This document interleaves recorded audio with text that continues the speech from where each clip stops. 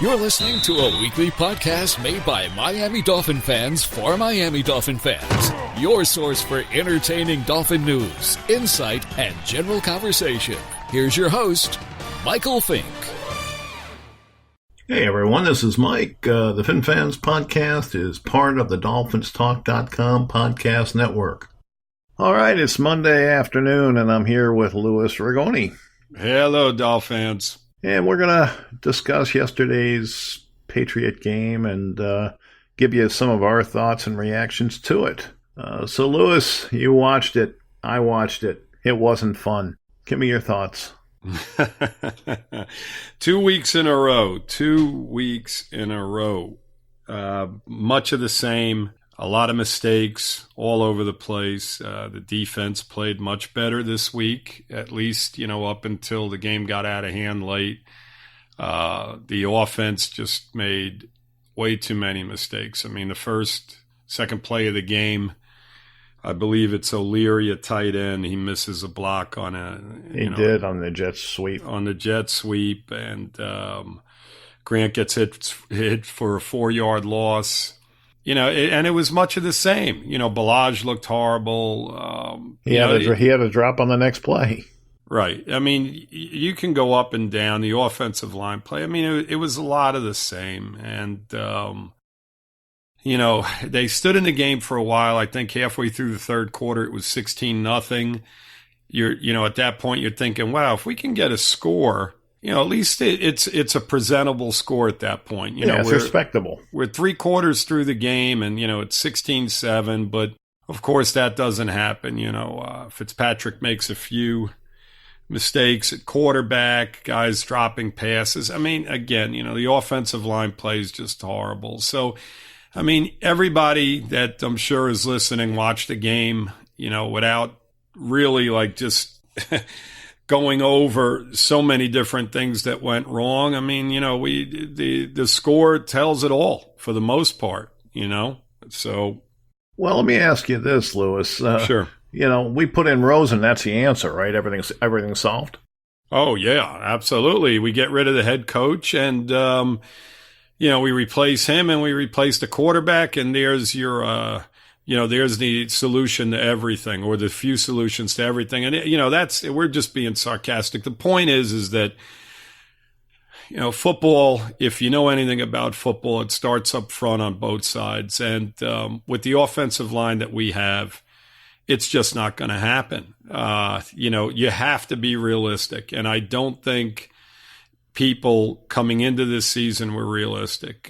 Tunsil would have helped. There's no question about it. But, I'm going to bring up something, Mike, which is really interesting, and I'm going to make people understand why we're doing what we're doing and where we're at. And, Tunsil's part of that equation. You can't sit here and put the blame on a quarterback when he just doesn't have the opportunity to even look down the field. And you can't really put the blame anywhere when you have a lot less talent than the team you're playing. It's just that simple. Now, let's go back to last year, since people are so upset in regard to this 2019 season. Do you know what our record was last year, Mike? 7-9. We were 7-9. Okay. Let me just bring some things up and let people understand what has taken place with this team. Okay. Can I just say it was a very lucky 7-9? Well, let me tell you this. Okay. We wound up finishing 7-9. We started the year 3-0. Okay. So just take all of this in, everybody that's listening, and understand where this team was at last year. Okay. We start off the season 3-0. We wind up 7-9. Okay. We won 4 games. A total of 4 games over the remainder of last season. So out of our last 13 games, we win 4 games, one of which was the miracle in Miami, which we really shouldn't have won. We beat Buffalo because a receiver, and this was another home game, dropped a pass in the end zone, one Charles Clay. At the end of a game, we technically should have lost that game as well. And we beat the Jets 13-6. Those were our 3 wins over the last 13 games of last season. Okay. Now, let's fast forward to this season. Okay. We lose guys like Cameron Wake, TJ McDonald, Kiko Alonso, all of the players. Jawan James is gone. Tunsil's gone. With all of those players, and then some, Danny Amendola, you can go on and on and on. Kenny Stills was here. That team, with all of that supposed star power or overpaid players, did exactly what I just told you they did last year. Okay, so if you're our GM, honestly, what are you going to do? As a GM, are you going to sit there and say, you know what, guys, let's go in the next year. Let's add a few more free agents. Let's try and build this team up from the draft, and let's try and win another 7 games, because that's exactly what would have happened. So as Dolphin fans, do you want to continue to tread water year in and year out? Because that's basically where this team was heading. I mean, we could have kept TJ McDonald. We could have kept Kiko Alonso. We could have kept Cameron Wake. But where were we going to be 2 years from now? And that's the question. And that's what everybody has to understand, that at this point, we're going backwards to go forwards. And you know what? The step backwards is not as big as everybody thinks it is, Mike. That's the problem here, is that everybody thinks that, oh my God, we're just absolutely horrible. We had the worst defense in the history of the Dolphins last year. Franchise, that's right. Franchise history, the worst defense ever with those guys I just mentioned. Well, we may eclipse that this year. Well, there's no question about that, but we don't have all of those guys I just mentioned on the team. Right. We understood going into this year or at least most of us did. Anybody who had any higher expectations for this team are delusional, because the talent's just not there. We got rid of a lot of veteran players that, they make the scores a little bit more respectable, absolutely. But are they winning you football games? Well, that's it. They're enough to keep you competitive, but they're not enough to put you over the top. Over the top. So what do? We go in the next year, we get maybe the second tier of first-round picks. We're around number 10 like we usually are. At this point, okay, we've seen enough of this as Dolphin fans. And again, you have to take a step backwards to go forward sometimes. And that's what they have done. People have to understand that. Look at last year's team, and you can go back to the year before that. We brought in Cutler because we were like, wow, you know what? We're a playoff team. And what were we? We were a 500 team that year with all these. Sue was on the team. You had overpaid players. We still were winning games, and we weren't winning them in a way you want to win football games. I just brought up perfect examples, Mike, of how we won football games last year. Yep. And that was the case. It wasn't like we were blowing the Jets out. We beat them 13-6. We beat New England on a miracle. Okay. Yeah.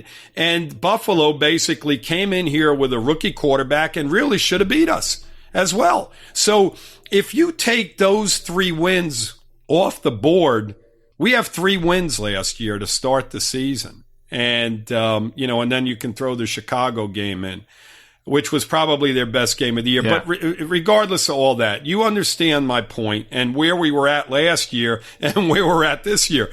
And yes, we are getting killed, but I'll tell you what, the team was not very good last year either. So that's my point. With all that being said, Mike, we can move on from there. I don't know if that answered your question or not, but well, I mean, it presents other questions, that people legitimately have. And that would be, okay, all right, so we're doing this and we've given away all this talent, which you've already said was, maybe not as talented as everybody thought, and aging and all those things. But so we've given away that talent. What happens if we don't draft well? Well, we're in the same boat. I mean, it's here's the thing. We've got a lot of draft picks early in the draft over the next 2 years. And even if you hit on 50% of them, every team in the NFL that is competing has playmakers. I watched the Atlanta game last night. Matt Ryan, Julio Jones. They just drafted this kid Ridley, who's an outstanding player. They have a really nice running back. They have playmakers that change games around. That game last night was close. Yep. Julio Jones took a pass at the line of scrimmage and took it to the house. Yep. And it basically won the game. This is what we need. Now, if we hit on a couple of guys like that. I got to tell you, on that play, I felt bad for that cornerback that got trucked. Oh, yeah, he got annihilated. But, that's good football. Yeah. We're not used to seeing it here in Miami.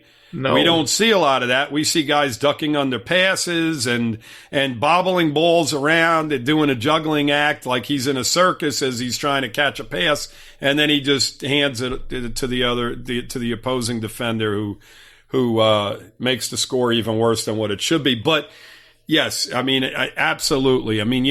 Getting back to my point, you have to get playmakers in here, and this team just needs a few guys. Well, what I think people need to understand is that's why you acquire as many draft picks as possible. You're not going to hit on every one of them. That goes without saying. The odds say you're not going to hit on every one of them. The team knows that. Absolutely. That's the whole reason for getting as many as you can, because you don't expect to hit on them all. But, even through free agency, Mike, if, we continued to do what we were doing, we bring Cutler in. We have brought so many free agents in, and it's a crapshoot as well. Yep. So, the question is there a real answer to any of it? The bottom line is that if you hit on a playmaker, and we know this better than anybody, we hit on Dan Marino, and Dan Marino carried us for years. Changed their franchise on his back. At least 15 years of the 17 he was here. Absolutely. He, at times, single-handedly won football games, but that's what playmakers do. When we had Ricky Williams here, yep, he was a game changer. They had players around him, but he won football games for you. He'd take it to the house from 70 yards out. He was a dynamic player. And honestly, since Ricky, we haven't had a guy like that. We've had good players, but we haven't had dynamic players. Cameron Wake comes close, of late, but there's few and far between. Xavier Howard, for the position that he plays, is an extremely, extremely good player. And yes, with players around him, he's a game changer as well. But, he's playing a cornerback position that, you don't even have to go his way, much like New England did in yesterday. He took Josh Gordon out of the game for the most part.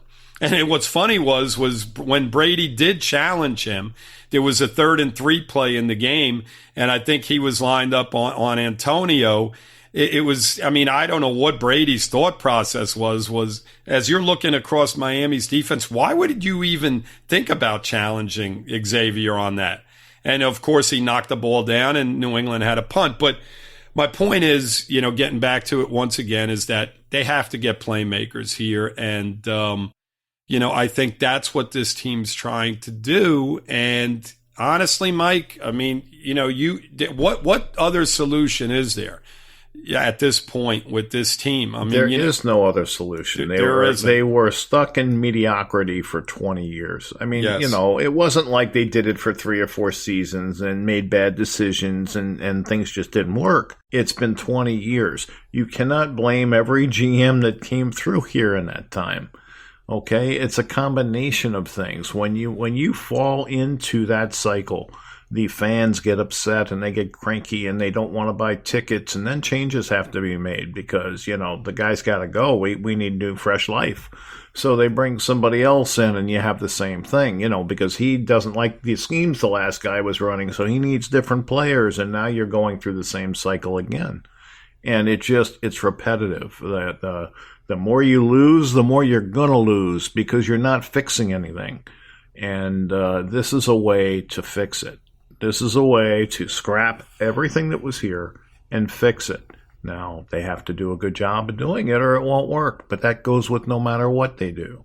So, exactly. I mean, the way I see it, they've got nothing to lose. They've got absolutely nothing to lose. There was nobody here that was, as you say, a legit difference maker at this stage of their career. Absolutely. I mean, Tunsil, the bottom line is we got 3 draft picks for him. And if you turn those draft picks into really solid football players, then you're going to look back at that trade and say, wow, I mean, we really, really did well on that, because Tunsil was not an elite football player at this point. Now, he may develop into that, but I mean, he's 3 years into his career already. So, my point is that they got a lot of value for him. I think they've made some decisions that may have been difficult for him. But again, Mike, like you said, they're starting from ground zero and building up from there. And a lot of people don't like it. They don't like to see all these guys being moved. But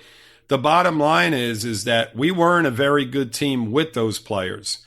And without them, we're not as good a team, but we're not as bad as we weren't that much better with them, is my point. And we weren't that much better with them, but we are a bad team. There's no question about it. But we understood that, and well, some of us understood that you're taking away veteran players.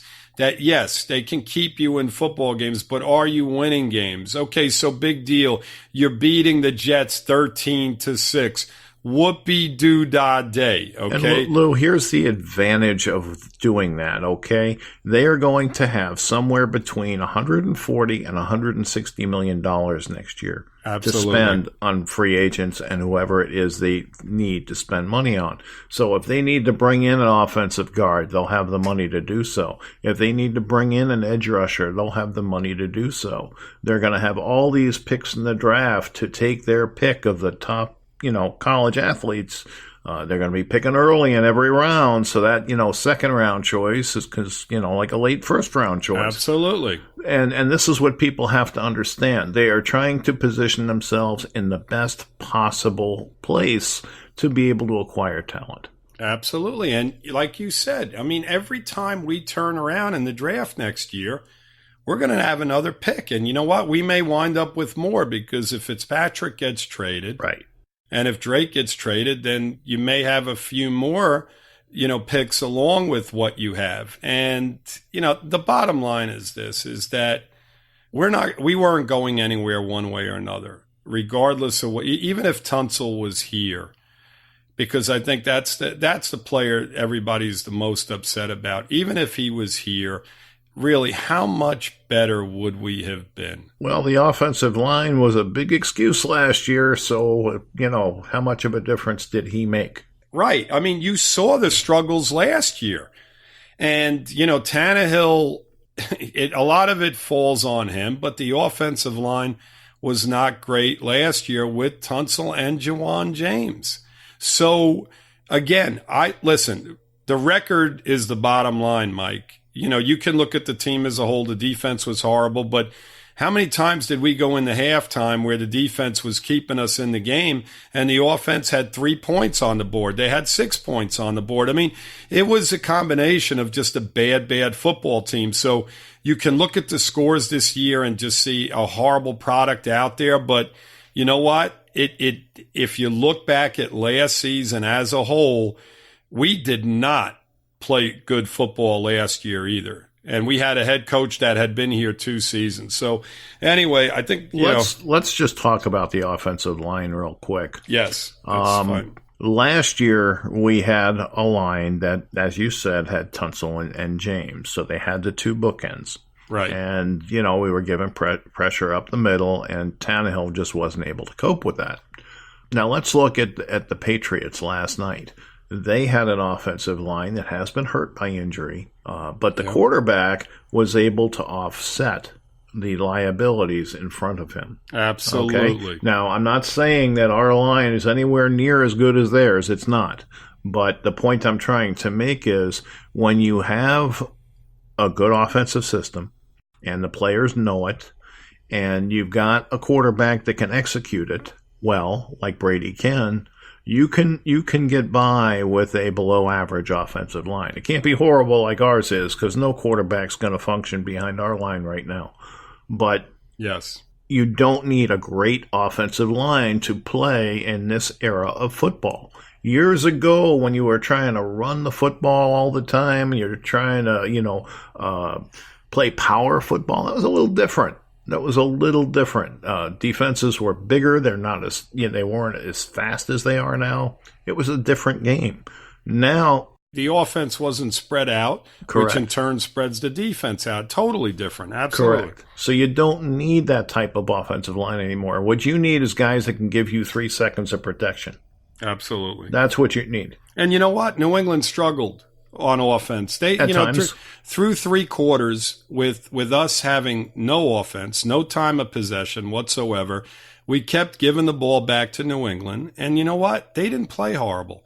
They got to Brady a few times. They played the run pretty well. It wasn't like Michelle ran all over us, as Baltimore did the week before. They actually put a decent product out there on the field yesterday defensively. But the point is that, like you said, when you have an Antonio Brown who can beat anybody on the football field, down the field, and you have a quarterback like Tom Brady, you can overcome a few offensive linemen being out. That's right. And again, even with their few offensive line players being out, Mike, they're still a 10 times better offensive line than we are. So, right. But you hit it right on there, Mike. That's what it boils down to. And again, it goes back to my point earlier in the podcast where I said that if you have stars, that star power on your team, and Antonio Brown, a Tom Brady, they can make the plays that make the difference in the game. It's that simple. Yep. We don't have that, period. Nope. So getting that quarterback is important. Getting, the offensive system in place is important. They're in the infant stages of installing their offense. So people just need to relax. Absolutely. We got a lot of young kids playing right now. They're making young kid mistakes, and that's going to happen. That's to be expected. Mm-hmm.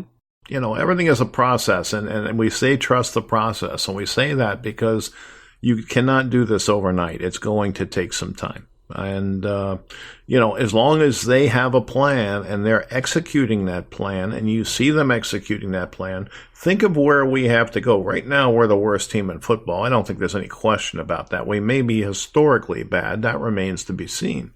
But we have nowhere to go but up. Absolutely. And they've got the ammunition to get them up. Absolutely. We've got the money. We've got the draft picks. It's going to be...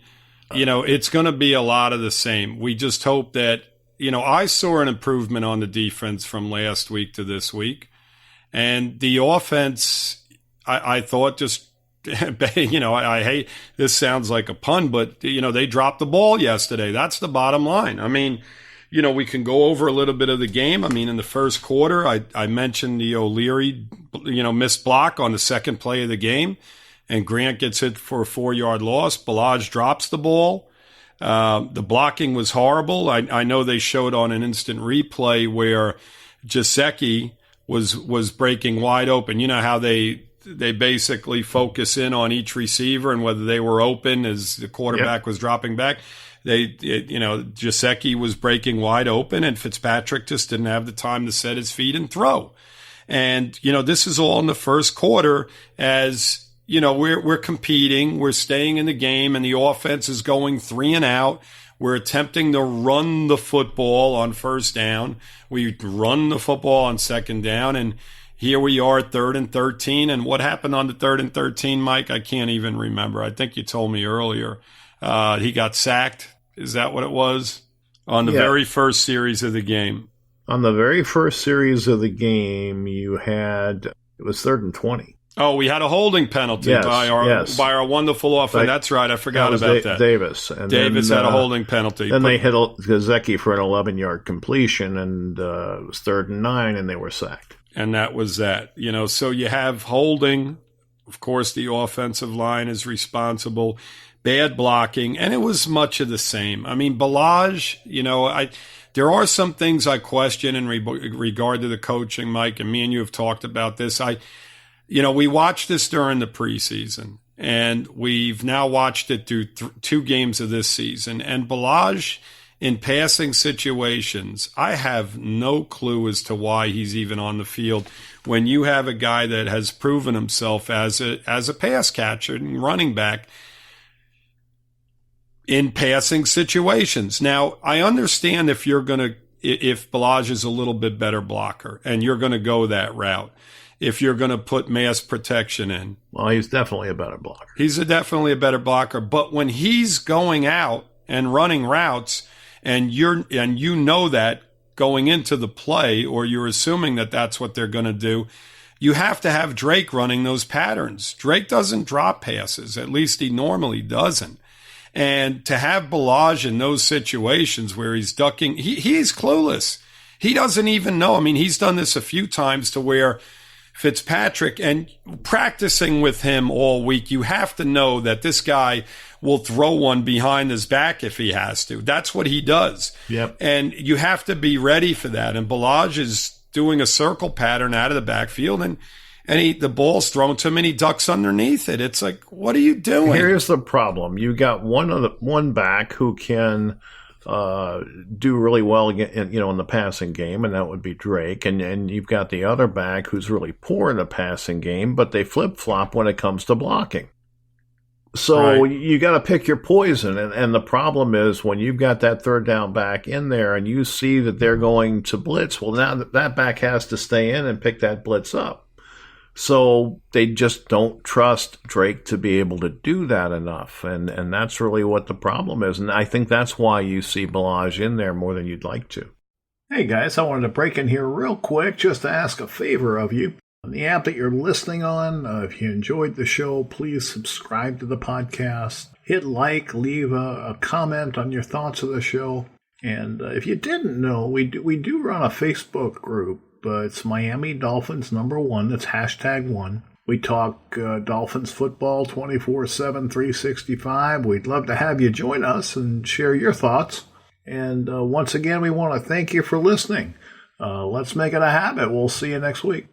Well, Mike, I'd have to look at the play where he bobbled. He did his little juggling act that went for 6 points the other way, because I'm almost certain that he was just doing a crossing pattern completely across the field, and I think he was lined up at the line of scrimmage. And that's my point. If you're gonna do that, then you have to have Drake on the field at that point. I agree with that.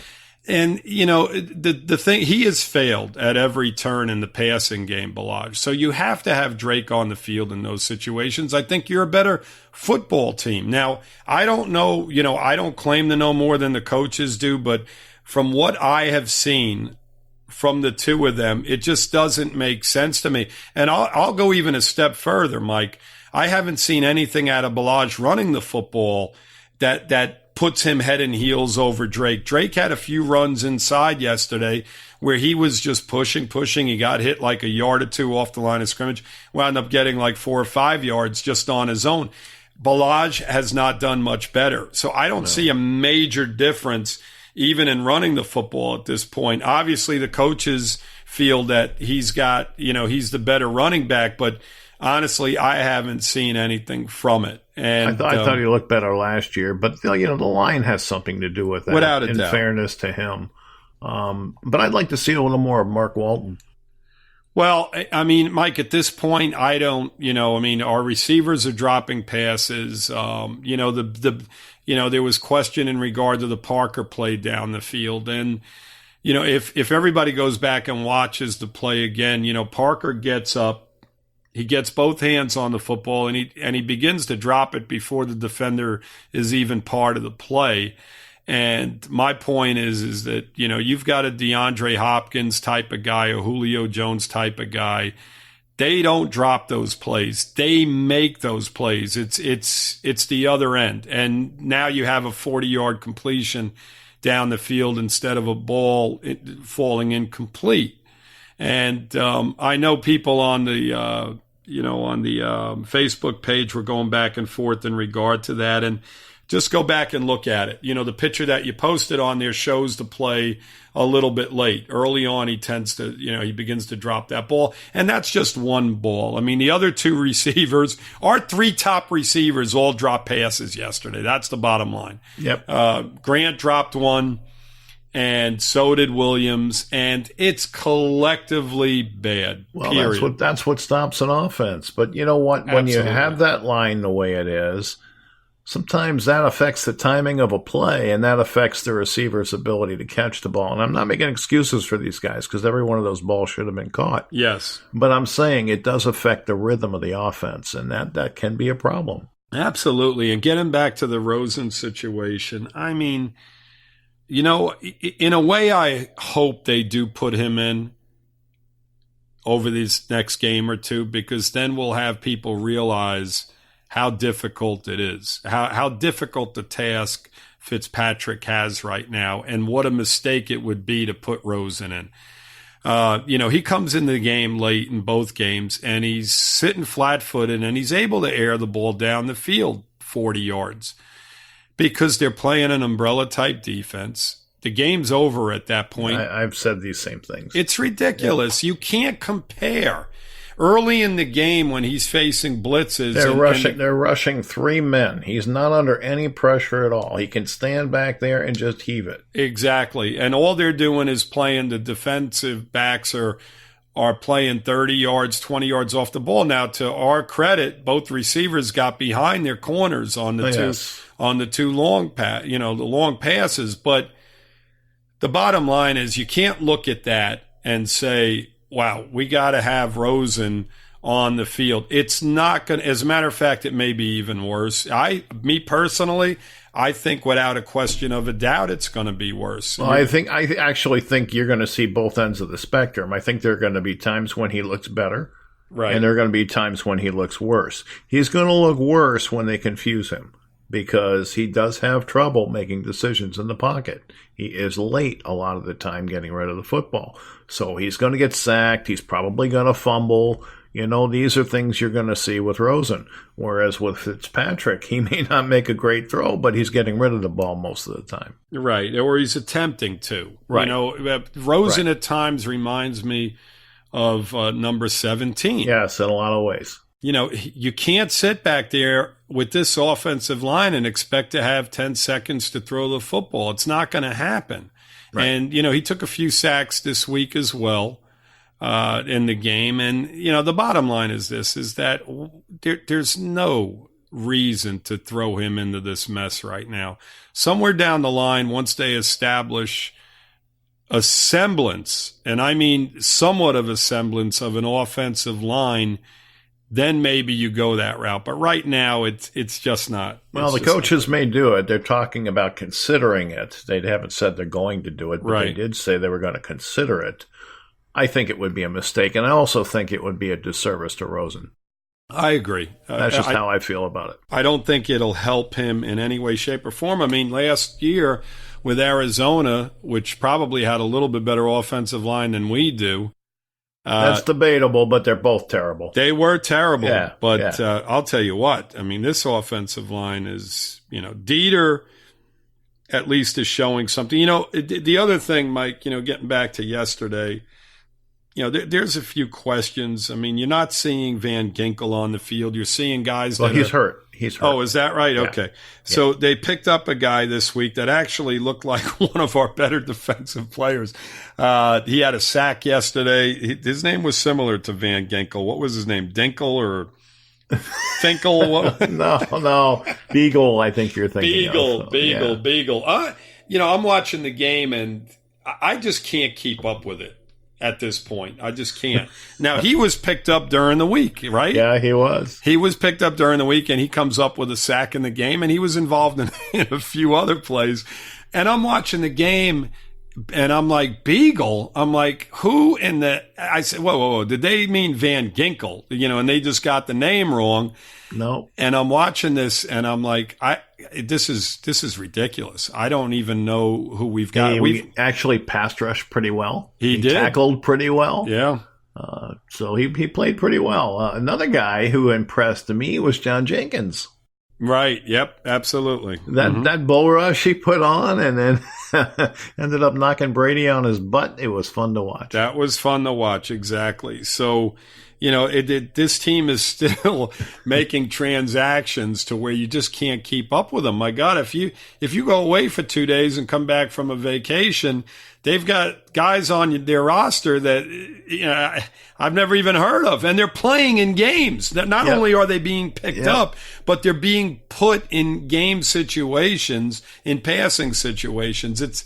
It's absolutely crazy right now, and this is what we're going to be dealing with over the course of the season. Yeah, I mean, we have guys I guarantee you nobody can name. A guy like Avery Moss. He's not going to be on everybody's tip of the tongue. We just have a lot of players that fit that. Stephen Parker. I mean, most people don't know who these guys are. Right. Listen, it's going to be rough for us. We've talked Tank about Carradine was here, and then he was gone, and now he's back again. And now he's back, and he made a decent play yesterday as well. It's going to be a lot of the same. We've got Dallas next week. I know we're going to talk about that during the podcast on Wednesday, but expect more of the same next week, and probably the week thereafter. It's going to be a struggle early on. What we have to look for is improvement. And so let me ask you, you watched the game yesterday. What young guys did you think played well? Oh, man. Wow. That is, Dieter comes to mind as maybe one of the few and far between. Preston Williams had one nice catch, and that was the extent of it. And, Mike, this goes back to one thing I've been seeing with Williams is he is getting open, at least some of the time. Absolutely. He has, and he's got great, for the most part, he's got great hands. I know he dropped the ball yesterday, but, when it's 30-something to nothing, and I know you don't quit. There's no question about it, but my goodness, it's got to have an effect on you when you're just, running around all day long and you're in the fourth quarter and the game's basically over at that point. Now, again, we don't want to make excuses for guys, but, the game was over at that point. It wasn't, a key situation where he dropped the ball. If he starts doing that, then we have an issue. But, it's really hard, Mike, getting back to your question, to evaluate young players when everything around you is, it's like looking at the sky and and trying to find some good out of it when there's a thunderstorm. You can't really evaluate these guys when everything is just horrible around them. Gesicki, like I said, how are we going to evaluate this guy when Fitzpatrick can't even get enough time to get the ball to him? The same with Preston Williams and so on and so forth. And Dieter, I know when you look at the numbers from yesterday in regard to how they fared, as they evaluate these guys, you'll have a better idea of how he played yesterday. But when you look at the offensive line as a whole and you're watching that football game yesterday, it's hard to say how well Dieter played. If I had to give you my impression of Dieter, I would say he probably pass blocked okay, but I don't think he run blocked particularly well. Right. So, getting back to answering your question, Mike, it's extremely difficult to evaluate these guys. And, this was my problem with the Rosen trade. It's like, okay, I know we're getting him, but what are we going to do with him? How are we going to truly evaluate this guy if he can't even set his feet and attempt to throw the ball down the field? My theory on that maybe is a little unconventional, Lou, because I know a lot of people feel the same way that you do. But I feel like if you give me a quarterback and you allow me to practice him for 2 months, I'm going to have a pretty good idea what he is. Right. Yeah. That's how I look at it. And I think that they can do that in training camp. I think they can do that, during the practices. Now, he doesn't get as many snaps now as a starter, obviously, but they have a basis from which to build. If he needs work at something, they've already determined what that something is. Well, most coaches, Mike, because I'm assuming the coaches are qualified to do what they're doing. Well, you would think so, but if we reference back to number 17 Yes. who was here, Yes. he fooled a lot of coaches in practice, and when it came game time, he wasn't capable of doing that. So that's a unique situation, though, because they knew what Tannehill was. It wasn't that they didn't know what he was. It was that they kept expecting him to take that next step. Exactly, and you know what? And to my point, yeah.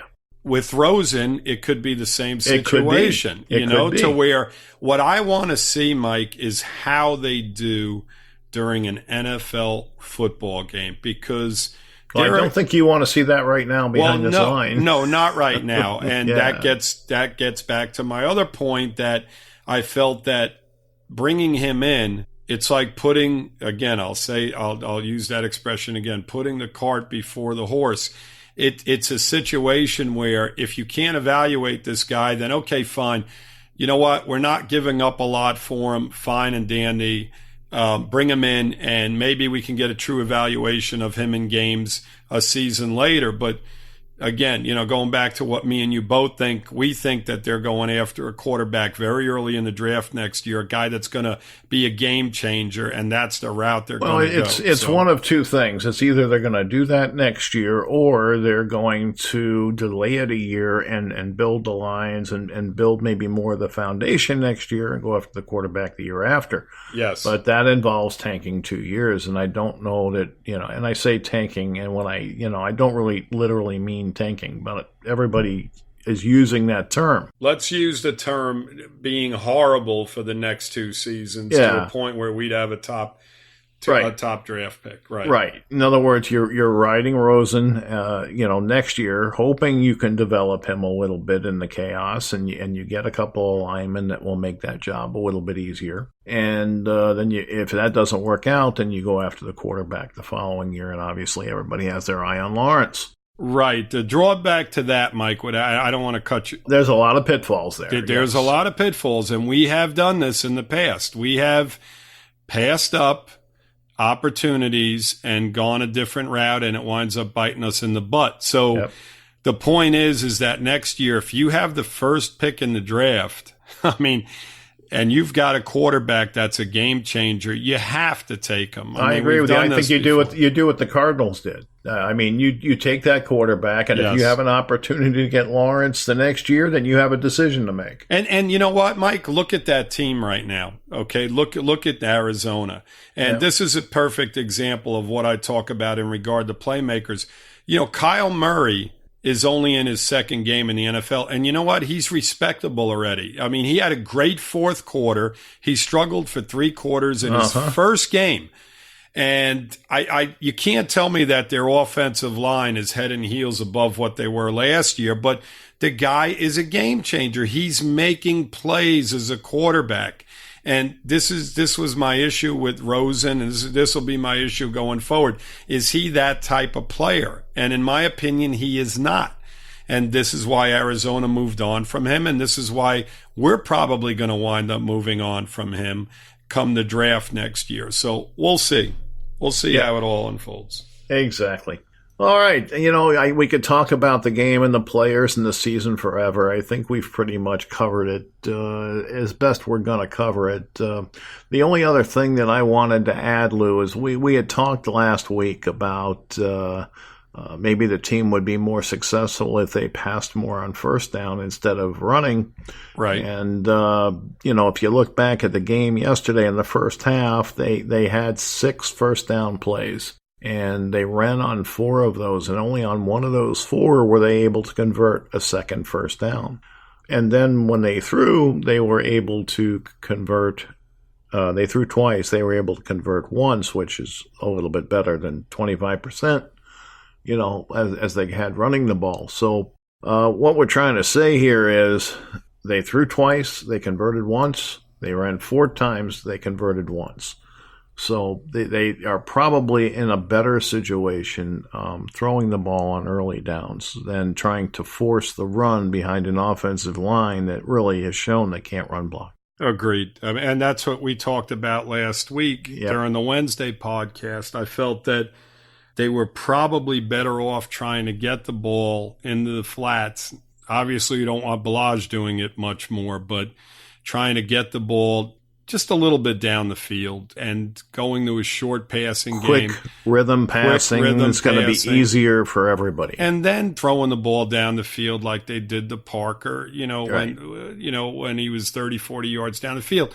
The thing about it is this, Mike, is that on both sides of the football, I think they were a little bit conservative, a lot more conservative than what I would have liked. I know New England was in a 3rd and 17, and we had a 3-man rush. They were in a 3rd and 14, and we had a 3-man rush, and I just couldn't understand that. I understand dropping in the coverage, but send that 4th guy. Try to get a little bit more pressure up the middle. All right, but in defense of the coaches, they saw what that secondary did last week against Jackson, and maybe they didn't want to repeat that with Antonio Brown and Brady. Well, I get that, Mike, but honestly, Baltimore was not in 3rd and 17 and 3rd and 14 No. But my point is they were being more conservative because they did not want that to happen. No, and I get that. I totally understand that. But when you have situations to where they need 17 yards on 3rd down or 14 yards on 3rd down, I think you should probably be a little bit more aggressive. I don't think we ever had Baltimore in any of those situations. They were 1st and 10s, and they were just, play action and boom, wide open down the field. So yeah, but they're afraid the result was going to be the same, is what I'm saying. Right. You know what I mean? They're afraid they're going to get past their Bobby McCain back there. I gotcha. But, regardless of the fact, New England picked up both 3rd down plays. Brady sat back there forever, and that was it. I'm saying is I felt they were a little bit conservative on both I don't disagree. sides. I'm not disagreeing with you. Yeah. I'm just trying to reason it out. As to why they may have done it. Yes.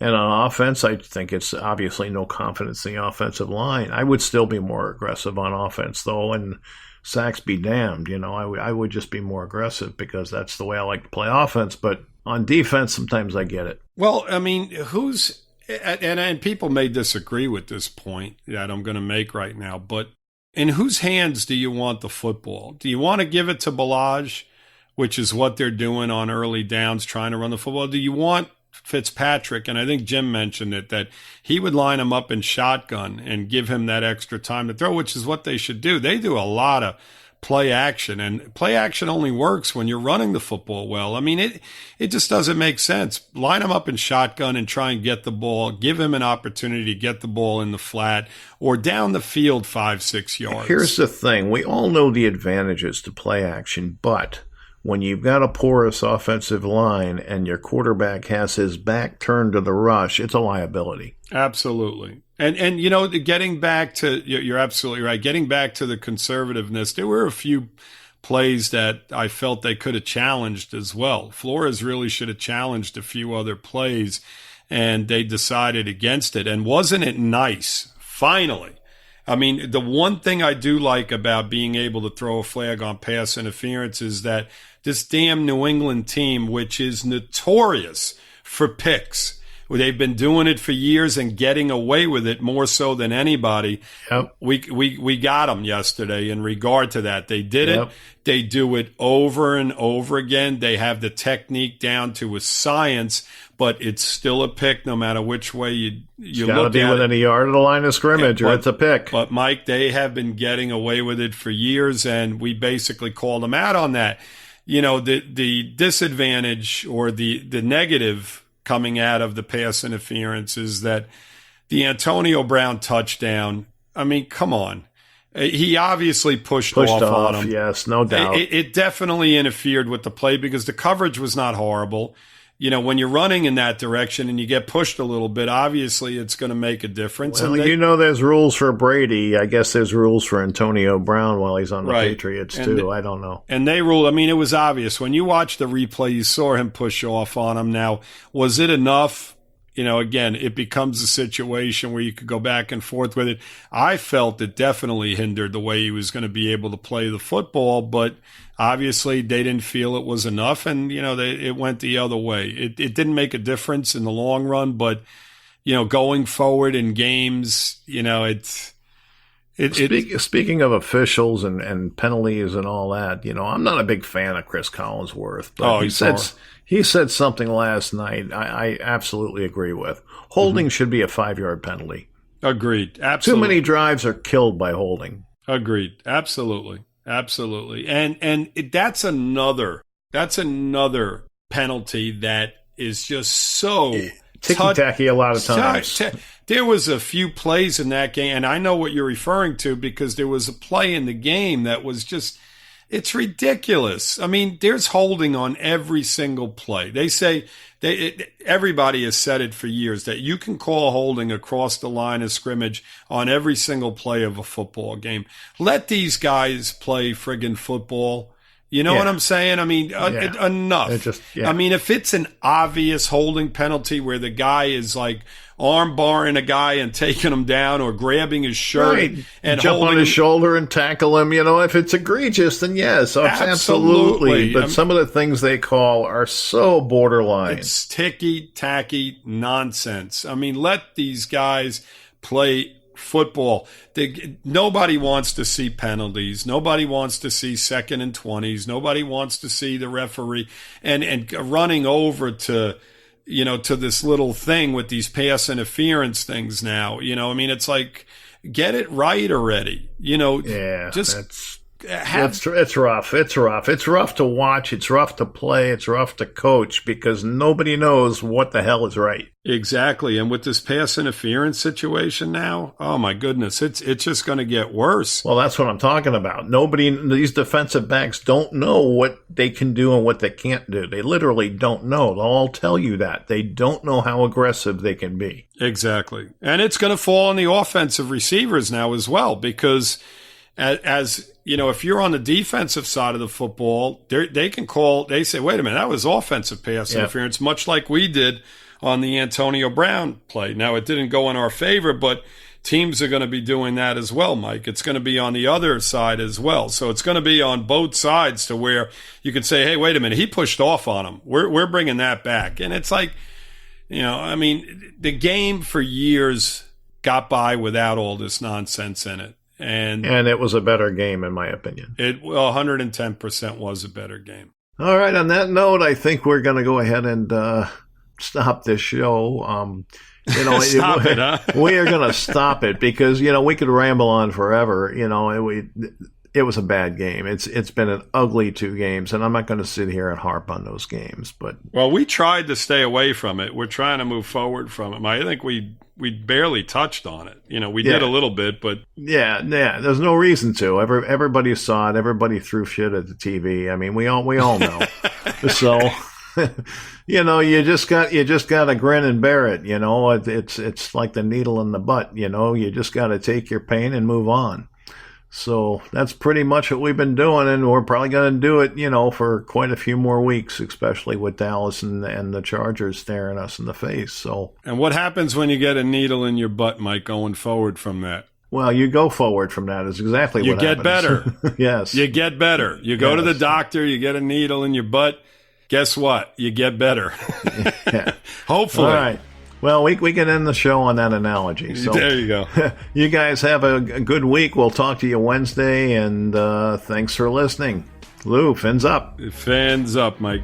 All right, so that's our show for this week. I just want to remind everyone that the Finfans podcast is part of the DolphinsTalk.com podcast network.